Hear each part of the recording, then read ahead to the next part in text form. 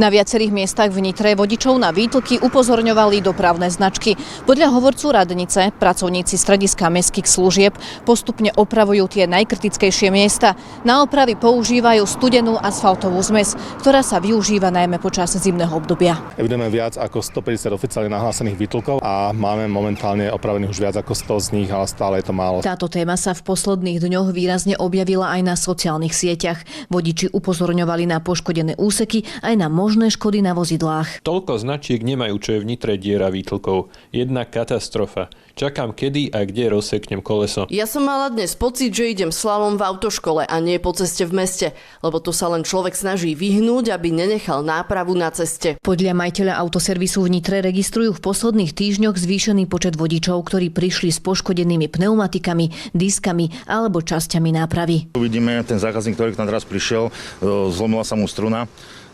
Takisto hovoril, že prebehol po nejakej jame a prišiel som, že mu tam volačo buchlo. Táto škoda konkrétne na tomto aute vyšla na nejakých 700 €. Mesto zatiaľ eviduje jednu škodovú udalosť z tohto roka. Koncom februára si vodič na Popradskej ulici poškodil pneumatiku a žiada radnicu o náhradu škody. Podľa mesta by mali vodiči v podobných prípadoch situáciu riešiť najskôr cez svoje poistenie. Radnica je tiež na takéto udalosti poistená. Pracovníci poisťovne vedia najlepšie poradiť, ako postupovať pri vymáhaní škody, prípadne pri zisťovaní, kto vlastne vlastníkom cesty. A bude tiež potrebné povedať, že napriek tomu, že sú to cesty v Nitre, je tu veľké kvantum ciest, ktoré nepatrí priamo mestu. Škody spôsobené nárazom cez výtlk sa podľa majiteľa autoservisu môžu pohybovať približne od 200 až do viac ako 1000 €.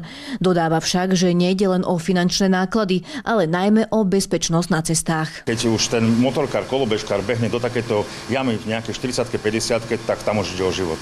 A to isté platí aj u aut, kde sa na pneumatike spraví ten pupák a ide na diaľnicu, tam ide takisto o život, že tá pneumatika môže streliť. Po zimnej uzávere, teda od apríla, plánuje samospráva súvislé rekonštrukcie ciest.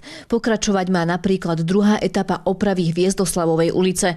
Práce sa majú dotknúť aj Dolnočermánskej, Železničiarskej, Popradskej či ulice Boženy Slančíkovej a ďalších približne 15 lokalít.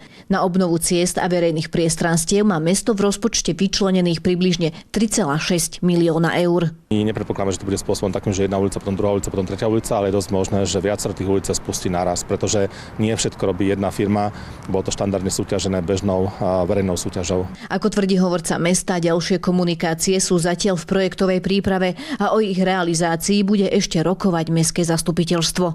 Soňa Šimorová, televízia Nitrička.